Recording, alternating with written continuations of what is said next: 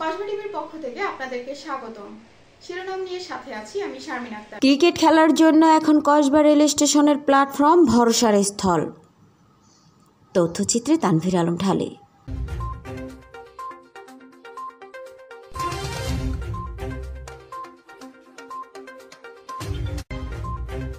এবারে জানিয়ে দিচ্ছি বিস্তারিত।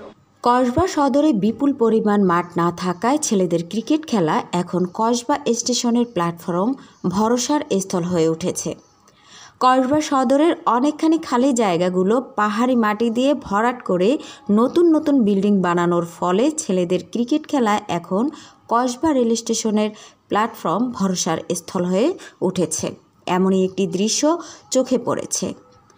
জীবনের ঝুঁকি নিয়ে ছেলেরা কসবা রেলওয়ে স্টেশনের পূর্ব পাশে দক্ষিণ দিকের প্ল্যাটফর্মে বিকেল থেকে রাত 7টা পর্যন্ত খেলছে ক্রিকেট।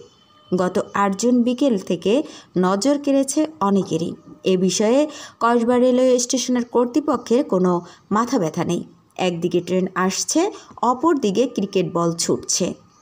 ছেলেরা জীবন বাজি রেখে খেলায় তারা মজা পেলেও কিন্তু এই খেলায় কখন ট্রেনের নিচে পড়ে জীবনের আলো নিভে যায় কে জানে।